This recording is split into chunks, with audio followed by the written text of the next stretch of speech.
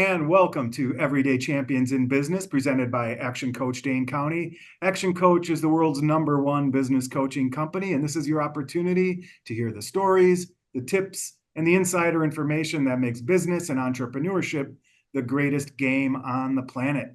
I'm Rob Maniaci, Enrollment Specialist with Action Coach, and today it's my pleasure to introduce Kevin Check. Hello, Kevin. Hello, Rob. How are you doing today? I'm doing okay. All right. Well, could you start by just telling us the name of your business, how long you've been in business, your role, how many employees you have, that sort of thing? My name of my business is Kevin J. Check Designs. I've been in business since 1995. I'm a solo entrepreneur, so I'm the only one in the business. I design custom homes and remodeling projects, including small light commercial. Basically, I do all the design work for projects for both homeowners and contractors alike. I do the full set of drawings that is needed to get a permit. I do the heat loss calcs. I go through all the structural to make sure everything works properly, depending on what your project is. So I have the software from the companies and I'm licensed through them in order to do that. Mm-hmm. And you've been at this for quite some time. Yep, since 1995. Yeah, congratulations on that. Typically, is it kitchens, bath? I do kitchens, baths, decks. I do the whole house. If you're already into a project and you're concerned about something about it, I can look into it and see where your concerns would be. Be it if you already hired a contractor and the contractor is backed up for some reason, there could be any number of reasons. But I look into it for you to give you kind of a sense of what's going on, especially if you're from out of state. Okay. You can't always be up here to check on your project as it is. So I step in as a project manager, and in turn, I look it over and see what is going on with it. It could be a supply issue, it could be weather, it could be any number of things. So I look all into that and see where everything falls in place.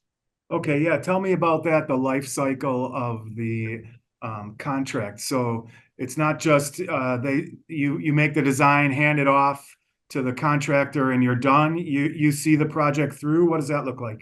I see the project through if, like I said, the customer comes to me from out of state and they can't be on top of it all the time. If they're from in here in the state and they've already working with it and worked with somebody, but they're still unsure about something within it, if they're not quote unquote in the trades themselves, then I can overlook the project for them, kind of guide them along and help them see what's going on. I mean, I'll go out to the job site, I take pictures, I take video to see where everything is going in process. And I already know from being a contractor for 20 years, I should know what the timeline should be at already and why is it or isn't, or is it ahead of schedule?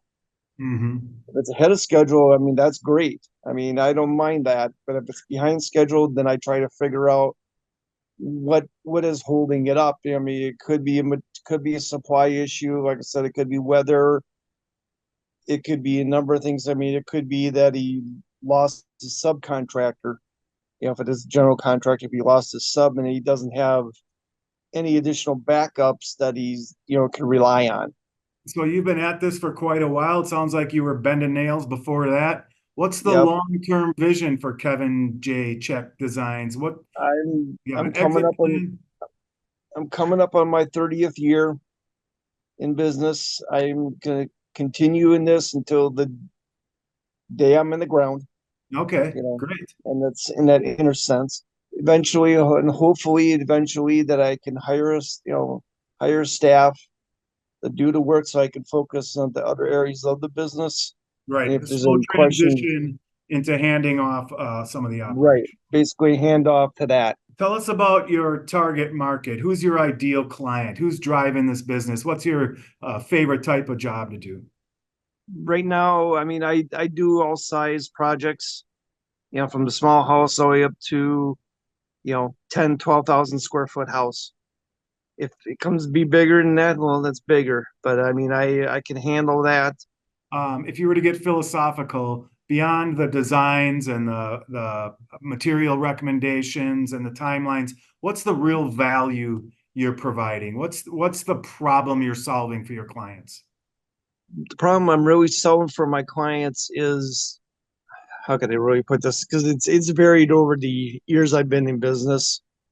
But basically, I look at the service I provide, but also, I look at their budget basically. So I'll sit down with them and seriously say, okay, based on this, and this is what is your budget? And I start from there because then I can give a better aspect to that design, Mhm. what can be done into it and save them money, all of that. So it's a I work with them. collaboration really of understanding, okay, what are their desires?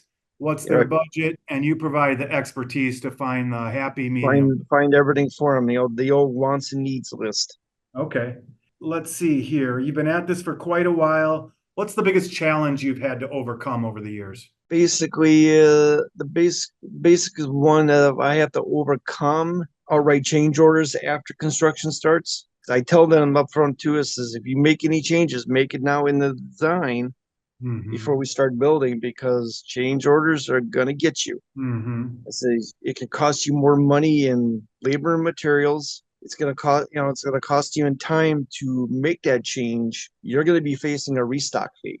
That's a conversation better had ahead of time rather than Right, putting out a fire down the road. right. Yeah. I bet as a solopreneur, you could work at this job 24/7, 365 if you wanted Yeah, to. How do you manage to keep your sanity and keep some time away from work? time away from work. I set myself a time for, when I come down here to do the work on my day, on nights, I'll come down here and work, for a couple hours. And there I have two set days that I actually will meet with clients and work with them. The other days I do the actual work. Weekends I stay closed. I'm kind of changing that up quite a bit now. When it's the season, I try to be open as much as possible Mhm. for the clients. But when it comes, down to the time of season that's no longer there, we can build year round, which is true. As long as we get the foundation in and we got the materials on site, we can go at it. In It's general, it's establishing the calendar and sticking to it. This is correct. my time for clients. This is my design time and off on the weekends, Yeah, period, unless the right. season demands it. Great. Thank you for sharing that. Let's shift gears. I want to give you some rapid fire questions. So in this case, Okay. we're looking for your best short, quick responses. Yep. Um, Go ahead. so starting with who has been a champion in your life? Who's someone you either really admire or who's really helped you get where you are today? Well, this is gonna be the longest shot, but he's no longer alive. But it was Frank Lloyd Wright. Ah, yeah, great. Love it. And what's your key to success? My key to success is one, you got to keep your sanity at all times. Hmm.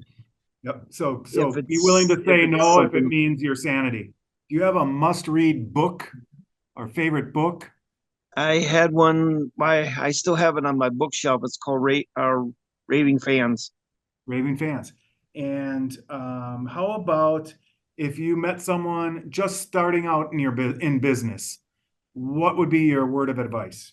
When you go out and do this work, portray yourself, not anybody else. Be yourself. You know, Yeah. be yourself. Where can folks find you online, Kevin?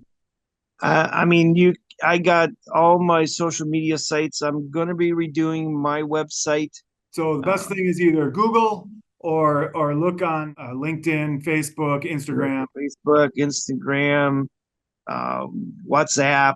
The Kevin, only is it Kevin J. Check Designs? Is that what they? designs, Okay, correct. perfect, perfect. Nice job. Two more questions to go.